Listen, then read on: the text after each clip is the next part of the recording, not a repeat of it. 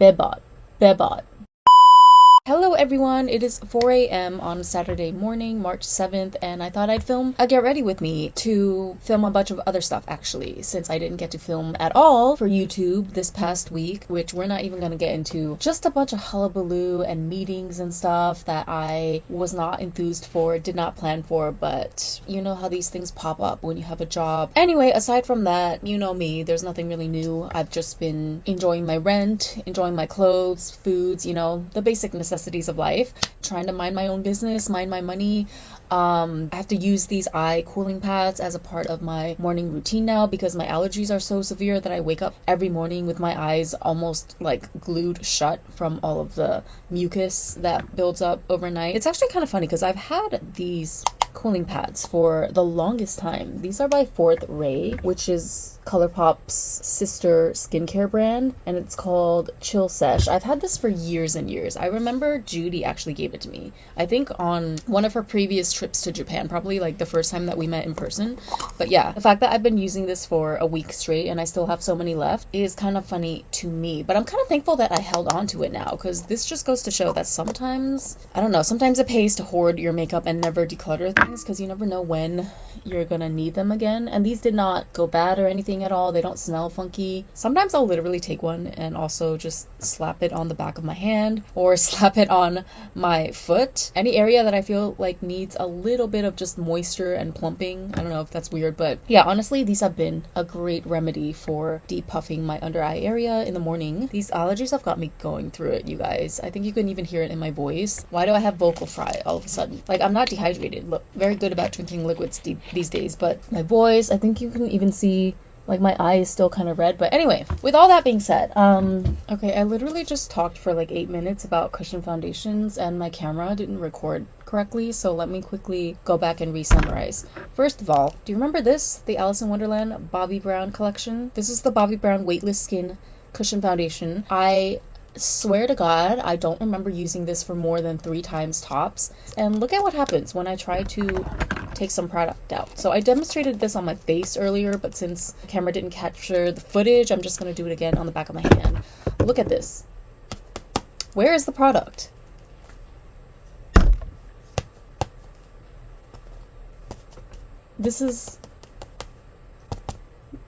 There's literally no product coming out. This entire thing has basically dried up, and I deadass don't remember using this more than 3 times. So I ended up using just my Florasis Flawless Jade Natural Radiance Longwear Cushion Foundation, because this one still has plenty of product in it. My only gripe about this one, which I already mentioned in previous videos, is that it does take a little bit of effort to blend out and work into the skin, which is okay, because I do feel like the finished effect truly is flawless with this particular formulation. But these days, let me know if you're in the same camp of thinking as me. I just want to do the least amount of work possible, you know? Like, give me a formula that is just easy breezy, 1-2 swipes, minimal blending needed, and it just automatically gives the finish and everything that I'm looking for. I don't think that's too hard to ask for in a foundation, but apparently.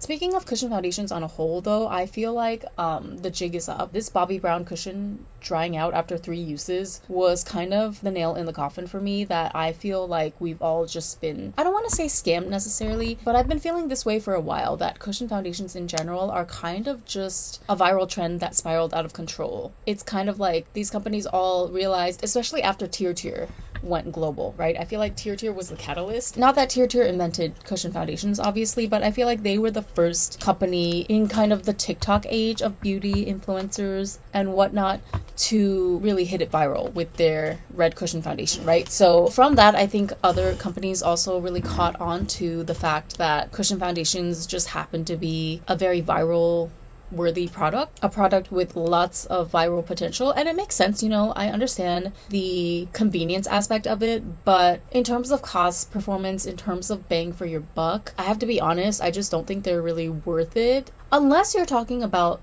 like actually reasonable prices. So I'll be honest, I was thinking about repurchasing the Can Make cushion foundation recently, because I remember that I did quite like the whole overall formulation on that one, and it did not break the bank because it's Can Make, although it wasn't that cheap though. I remember it was like 1600 yen, which is still, for me, that That feels quite steep for a drugstore brand, but nevertheless, 1,600 compared to 8,000 for this Bobbi Brown. You know, I would rather just get the more affordable option if I like the formula anyway. So that's where I'm at right now with cushion foundations. I feel like they are just not worth the money at all. We're not going to do concealer because my Tier concealer is dried out. There's still some product left in it, but it's dry. And when I try to blend it out, it looks dry and crackly, and I feel like I'm just dragging sand or something across my under eyes. And you know that I also refuse to use the stick side for the same reason. So yeah, this is probably just gonna get added to the empties pile, which I have to film a separate video on after I finish my makeup here. So yeah, in the meantime, we're just not gonna use concealer, I guess, because if I'm gonna get a new concealer, I want it to be something truly quality. It's probably gonna have to be department store, and I'm not in the position at this very moment to splurge on a department store concealer, okay? Trying to pay off this credit card debt that's been shadowing me since July of last year. It's going fine, you know, I have a set amount that I pay off every month, and next month is going to be the last month, so not a huge deal, but it's getting to the point where I'm like, okay, what do we have to do to speed things up? Do I have to eat instant noodles every day for the rest of March? Because I'm willing to do that at this point. I'm already saving a lot of money as far as social activities and stuff go by not participating in any of them since the beginning of this year. So, you know, it's kind of amazing to me, like, how much I actually just enjoy my own company and my apartment, my cat, over here minding my business, enjoying my rent, like I said earlier. I just had a heavy intuition since the beginning of this year that at least the first half of the year or the first quarter or whatever is just not the time to be spending money like a drug dealer, okay? There's ebbs and flows, so there will be other times throughout the year to do that, I'm sure, but this is not the time. So yeah, I'm just listening to my intuition and staying at home and shopping my stash, you know? Although there is like one new product that I'm going to introduce in this video. But anyway, not to get ahead of ourselves, I found my eye primer, so I'm gonna put that on. So I stumbled across this very like 2000s core, 2006 if you will, because that's what's trending nowadays, right? Oh wait, no, was that 2006 or 2016? Okay, well, regardless, I stumbled across a very 2000s looking nostalgic eye look yesterday, and I'm going to do the same thing today because I quite liked it. Literally, it's so simple. I'm just going to take my Dolce & Gabbana Ever Icon eye palette in the Chrome Star colorway. This is like the grayish. So I'm starting off with this taupey brown, and I'm actually going to start off on the outer corners of my eyes because I want to put this shimmery classic, not glittery, but like shimmery satin shade over top, and I want that to be the last layer that I put on. So you'll see what it is in a minute when I move to the next step. It's definitely a throwback product for sure. Hold on, let me go get a hair clip because my bangs are driving me insane. You see how this shade is so weird? Like, it oxidizes in such a weird way. Look at my eye. Doesn't it look like I put two completely different shades of shadow on there? But it's actually just this one shade. I mean, it's workable. I just gotta be patient and blend it out. Pigmentation is great and everything. The tone is great, but yeah, there's a few points that I feel like could have been improved. But regardless, I like that shade. I've almost never met a taupey grayish shade that I don't like. And you guys remember this? This is one of the OG Kilowatt Foil highlighters. I will never forget the day that I found this in Marshall's when I was shopping there with my mom, and she was nice enough to buy it for me. But it was only like $7 US. And I can't believe I'm almost kicking myself now for not thinking of this sooner. Even though it's a highlighter, it's like very pigmented, very dense, as you can see, as Fenty products tend to be. And I'm gonna use this as an eyeshadow. I was gonna say eyeshadow topper, but just a straight up eyeshadow, really. I'm gonna use this to cover the entire inner half of my eye. And you guys know I love an icy metallic pink, but I love how this one has a little bit of depth to it, like a little bit of smokiness. Even though it's not smoky, it's obviously, you know, very bright and reflective, but do you know what I mean? The undertone is just kind of slightly muted, and I feel like it just works so well in this kind of an eyeshadow look that's a little bit smoky, and I feel like it just works so well against that taupe. Yeah, like I said, this is giving me, you know, 2000s pop music video look. There's a trend going on for Bebot makeup as well. Sorry, correct me if I'm saying it wrong, but Bebot. I don't know, but yeah, it's like a throwback Filipino term for hot woman or hottie, and I feel like this is kind of fitting that vibe, is it not? So yeah, I love this shade. I love how it's super reflective and pink, but still smoky. It's almost right between like pink and lilac. And now I'm just gonna speed through the rest of my eye routine as usual.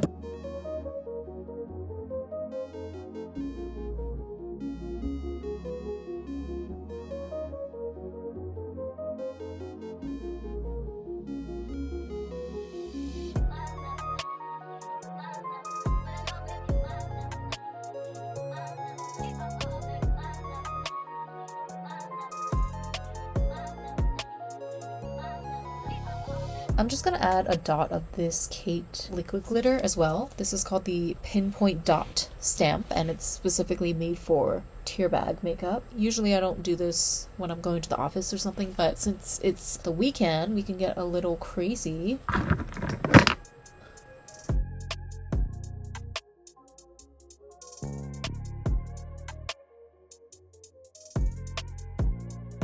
So in accordance with the pastel-y look of the eyeshadow, we're going to use a pastel lip as well. This is by the Sem.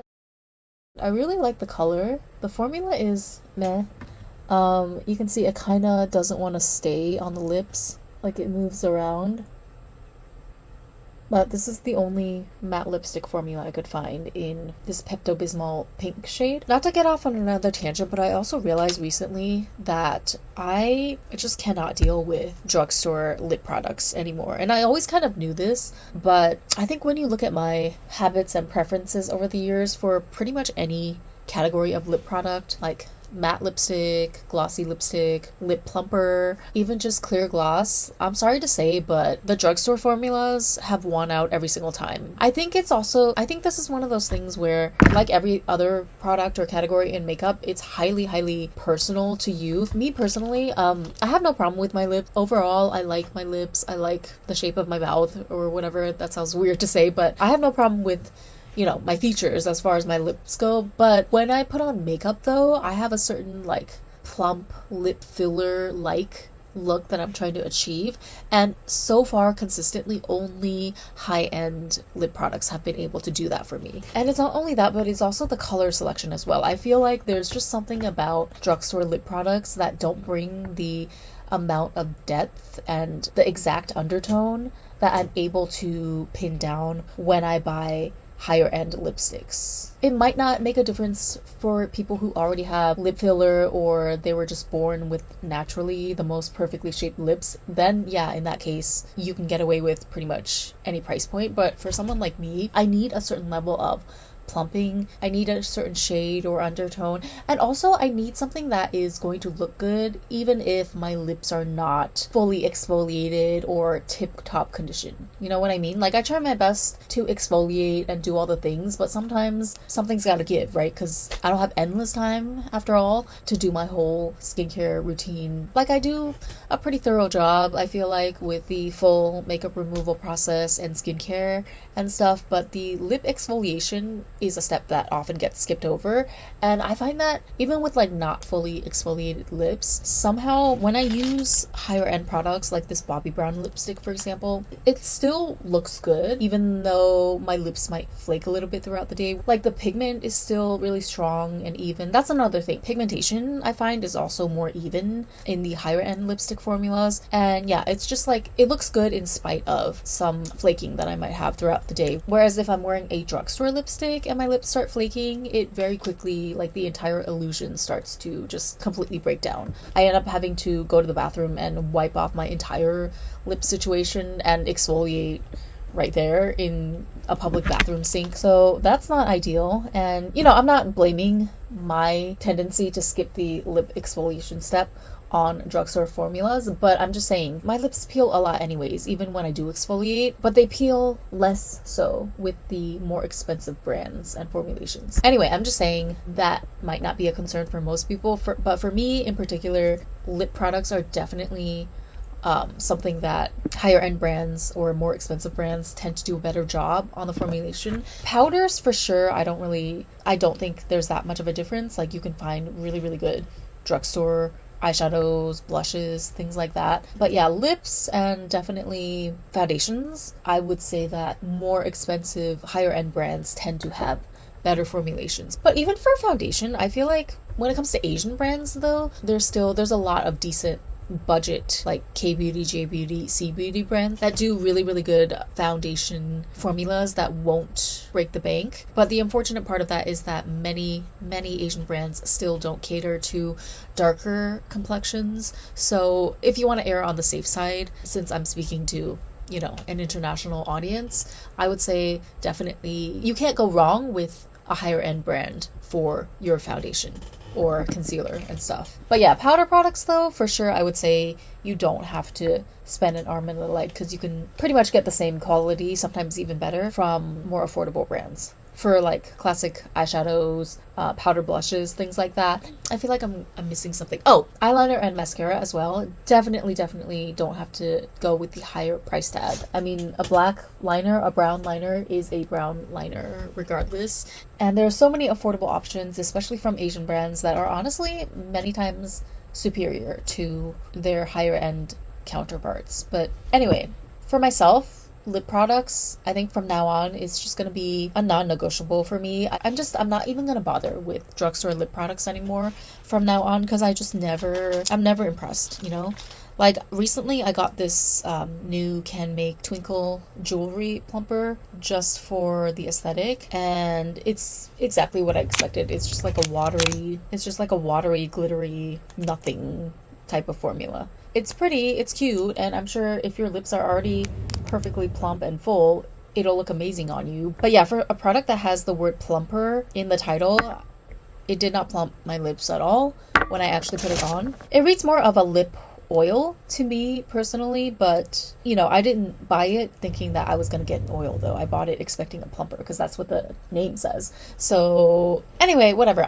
Like I said, I'm taking myself out of the game when it comes to drugstore lip products. Next time I want a plumper, I'm just gonna go to YSL. Okay, I'm just gonna go to Estee Lauder. I'll just go to MAC. Okay, the classic, reliable lip formulations from those brands that I know are just gonna give me the exact effect that I want straight out the gate. And I feel like that's gonna save me money in the long run too, honestly. Because instead of like constantly buying and trying out and only half using all of these drugstore lip plumpers or glosses that are just not up to par, I might as well just splurge on the one higher end lip gloss like this one from RMK, right? I knew for a fact that, well, I can't put this on over a matte lip, but I knew pretty much even before buying it, because of my history with RMK, because I've already loved a lot of their lip products in the past, I already knew with like 95% certainty before I purchased this that it was going to deliver exactly what I was looking for, and it did. So that means I'm going to use it until the entire tube is gone, which means that I'm going to save more in the long run, because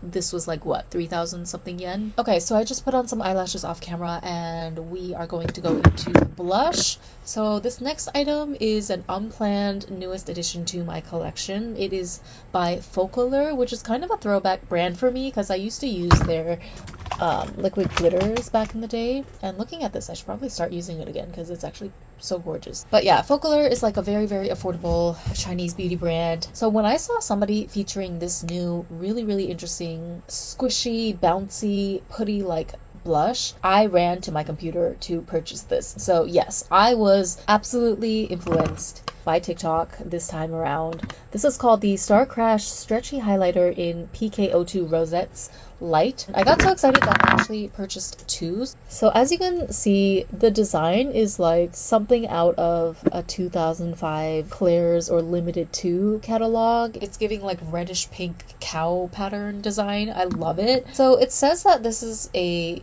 stretchy highlighter, but like depending on which shade you get, you'll either get a highlighter or more of a blush like this one, or I guess, I don't know, depending on your complexion as well, you could use this as a highlighter. But I also picked up just like this regular white one. This is called the Ice Planet, and yeah, as the name suggests, it's very malleable. It's very squishy, almost like Play-Doh consistency, but it wasn't the texture so much that I was into. It was the iridescent rose gold. Sorry, I had to blend it out, but I like applying it like this. It's very satisfying. So it's kind of a hassle to blend out, but once you do, it just gives this amazing like iridescent rose gold shift. And you can see it is really cute, but it's a lot more like subtle. I think it's because once you blend it out, a lot of the product kind of dissipates. That's the one thing where I'm like, okay. I might have just fell for the TikTok hype this time. I don't know, maybe I have to play around with different application techniques. Maybe I should just try to blend it out with my finger, because it doesn't matter if I use a brush or a sponge, like the tool will absorb most of the product. Okay, yeah, so it does seem like I'm able to get more of the product on there if I use my finger to blend, which I'm not the hugest fan of. Ooh. It's giving what I expected. Like, I was after this rose gold shift, and the fact that it's a Chinese brand, I knew that I could depend on it to be still subtle in a way, even though it has this very obvious like iridescence to it that you don't normally see in blushes. It is giving what it needs to give. I just wish that the application process wasn't such a hassle, and the Play-Doh like quality of the formula is kind of annoying too, because sometimes like a piece or two will peel off, because like when you first put it on, a lot of times it will come off in like chunky bits, and then you have to like take all this time to blend it out. So I guess the application process leaves a little bit to be desired. I saw some people like mix up the entire compact, or the entire, what is this called, dome, like they just squished it and mixed it until it was more of one uniform color. So I feel like that might work as well if I want to make it easier to apply, because if I mix it up and it's the same shade, then I could just literally do that swipe thing, and I would only have to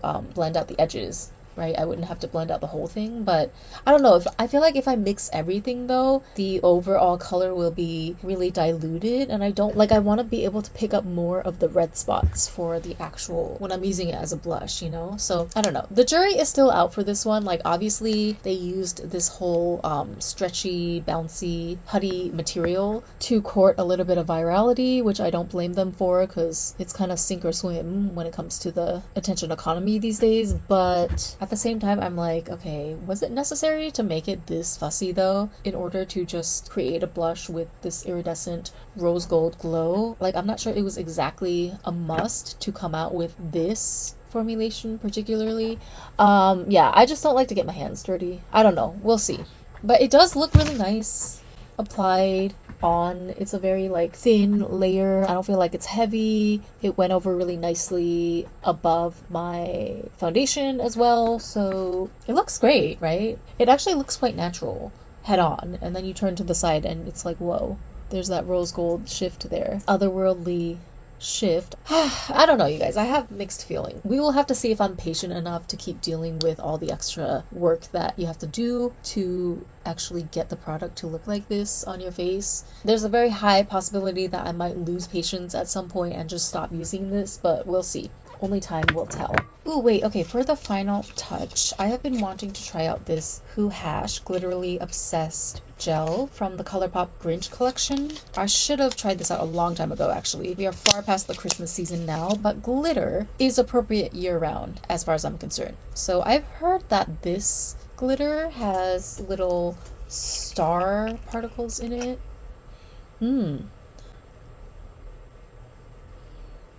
I forgot how much I loved the way that Glitterly Obsessed glitters smell. It's like a very fresh scent. Okay, wait a minute. Let me do a little swatch on the back of my hand. Ah, yeah, there's little snowflakes. You see?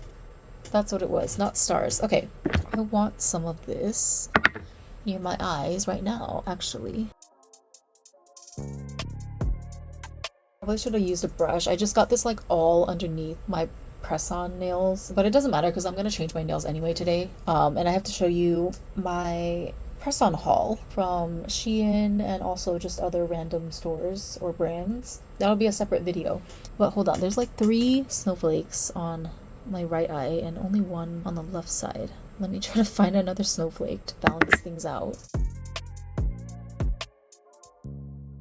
Okay. Now there's a glitter imbalance on this side. Let me get more of the regular glitter over here.